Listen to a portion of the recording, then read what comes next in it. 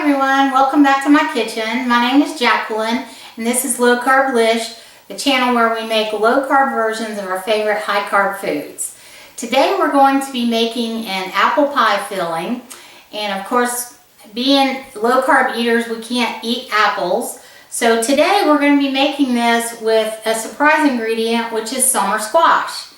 And I know some of you are probably already going, ew, because I did the same thing when I first heard about this recipe, but I'm telling you guys, you cannot tell it's not apples when you get through with this.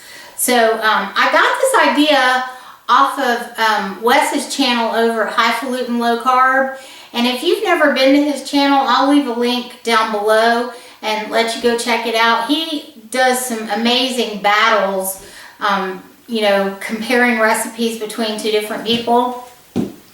I am not somebody that likes a pie crust.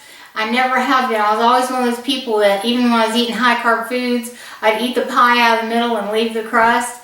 So I don't make a crust with this, but if you go on his channel to check that out, my refrigerator's fussing at me. If you go on his channel to check that out, it's the apple pie battle, and like I said, I'll put the link down below. This is just going to be for the apple pie filling, and when we get through making it, I'll give you some ideas on how to use it if you don't make a pie out of it, because there's several different things that you can do with this that are really tasty, and one of them is going to be a recipe that I'm doing probably in about a week from now, where we're going to use some of this in the recipe. So I'm just going to go over what I'm putting in, and don't worry about the amounts because they'll all be in the description down below. And one thing that I'll tell you is when you are getting your squash ready, you have to peel it. This yellow shell or peeling or whatever that's on the squash, if you don't peel that off, it is not going to get soft and it's not going to taste like apples. So I just wanted you to see, I've got this peeling here from the squash that I cut up. I cut up 4 squash. They were about this size. A couple of them were a little bit bigger. I save the peeling because I'll put them in the freezer and use them later in a soup, or even if I do a vegetable stir fry, I'll pop them in there with that. So you can toss them if you want to, but they'll freeze just fine and you can use them for something else later if you want to. The other thing I'm going to be using is I've got the Knox brand, but any brand of gelatin will work. I'm going to be using 1 envelope of this, and I'm going to toss this box because that's the last one in the box. I've got 6 tablespoons of powdered monkfruit here. I've got 2 tablespoons of lemon juice and 2 tablespoons of lime juice. I've got 3 tablespoons of water that we're going to heat up and get it hot because we're going to bloom this gelatin, which is going to help make this a little bit thicker. We've got some vanilla, and you guys, if you have the really high quality vanilla, this is a really good time to use it. It really does add something to it. If you've just got the regular vanilla, that'll work too, but the high quality vanilla, it really shows out in this recipe. Then I've got apple pie spice, and I've got some ginger, and I've got 6 tablespoons of butter. And so that's all we're going to need to put this recipe together. It only takes 1 pot, and it comes together really fast. So let me get everything set up over by the stove because I'm filming by myself again tonight. Let me get everything set up over by the stove, and then when I come back, we'll get started on it, and in about 20 to 30 minutes, we'll have apple pie filling that you just won't believe. Okay, y'all, so I've got everything set up so you can see what I'm doing instead of my face here.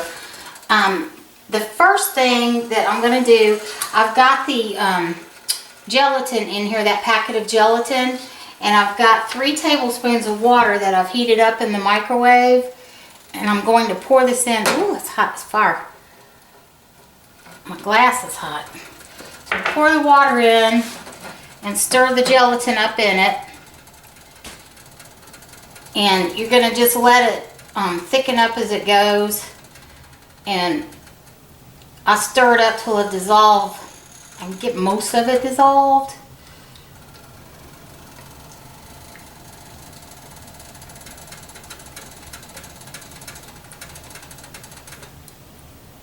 And it's okay if you have a few little things of gelatin in there that are not dissolved.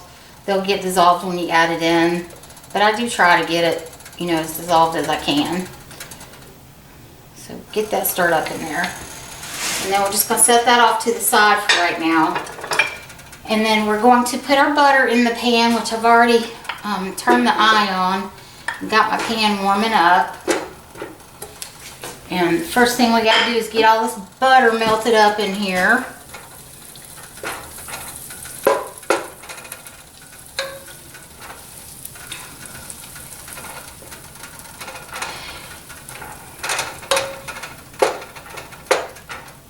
And y'all, it's Motivation Monday, so the motivation phrase that I picked for today is, as long as you concentrate on the good just keeps getting better. And that's really true for me with everything in life, but it's especially true for me when it comes to this low carb way of eating. Because if I focused all the time on what I couldn't have and what I couldn't eat, I wouldn't be finding all this cool stuff that I can have. Like, I'm super grateful to Wes for doing the apple pie battle, because even though I don't like apple pie per se, I do love apple pie filling.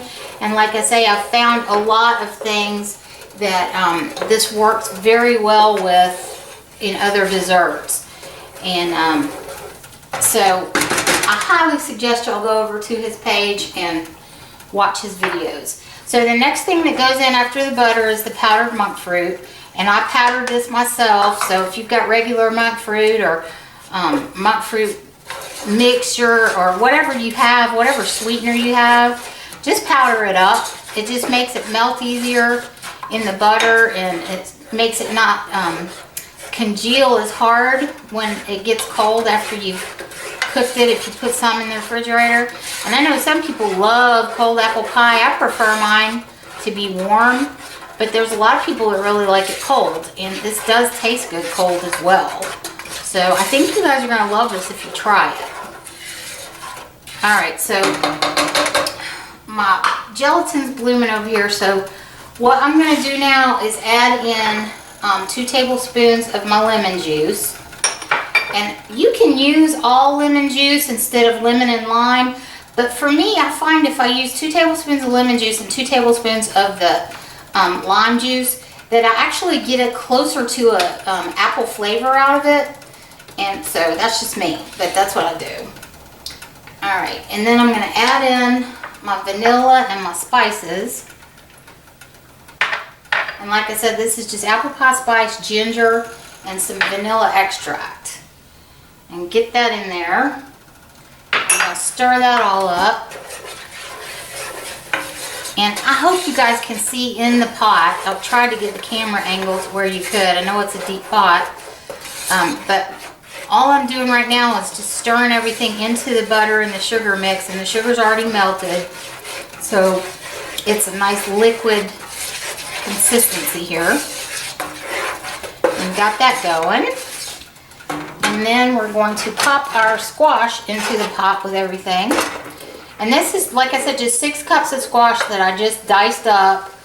And it just, you know, kind of like the size of apples when we do apple pie and stuff. Alright. And I'm going to stir this up and just get it coated with all of the spices and the butter and the yummy monk fruit. And I'm telling you guys, you're not going to believe, you're just not going to believe it. My friends that I served this to when I first made it, they did not believe me. They thought I was telling them a lie. And they ought to know better by now because I make them all kinds of stuff, but they could not believe it was squash. It tastes just like apples. Alright, so I've got this in here. I'm going to put my lime juice in now and stir that around in there. And my gelatin has gotten thicker and ready, so I'm going to add it to that. And like I said, if you've got any little bits of gelatin that are sticking in your bowl, just go ahead and stick them in the pot because they are going to melt. And this has to cook anywhere from 20 to 40 minutes depending on how high you cook it and how much liquid is in the squash that you're using. Generally speaking, mine usually takes about 30 to 35 minutes on my stove, but you know, your mileage may vary. But that's it. So now it's in the pot. I've brought the heat up just a little bit, and we're going to bring it to a boil, and then I'm going to turn the heat back down and we're going to simmer it on medium heat for 25-35 minutes until it's done. So I'm going to cut away right now. I'm going to clean all these dishes up while it's cooking, and when it comes back we'll be eating apple pie filling, and it's delicious. Okay y'all, so it's been about 30 minutes and you can see that my apple pie filling is done.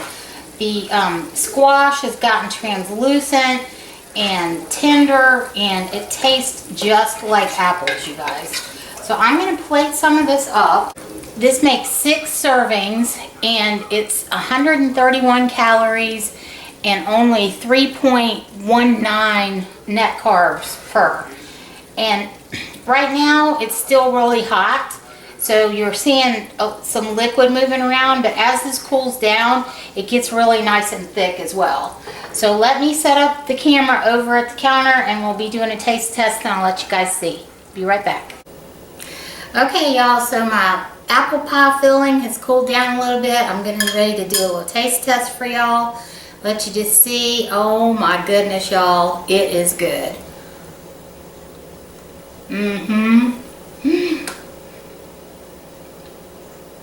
I'm telling you guys, if you've been missing apple pie or just apple anything, this is the recipe for you. It's just so good. I mean, you honestly cannot tell the difference that it's not apples. So I can't, and my friends can't, you know, so I'm just saying. So I hope that you'll give this recipe a try, and please come in to comment and let me know what you think about it, because it really does help me to know whether or not what I'm putting out is helping you guys or not. And I really do think if you love apples, you're really going to love this recipe. So if you'd hit that little like button for me, I really appreciate it. It helps other people that have just been diagnosed to find my channel. If you are so inclined, I would also love it if you would subscribe and hit that little notification bell, and you'll never miss another recipe that I have coming out. So thank you so much for coming to hang out with me today. This has been a crazy, crazy day for me, but I was bound and determined we were going to get Motivation Monday done, and I'm glad I got it done. Even though I'm going to be running late getting it uploaded, I will get it to you guys today. So thank you again. Be well, be blessed, be happy. I love you guys. I'll talk to you soon. Bye-bye.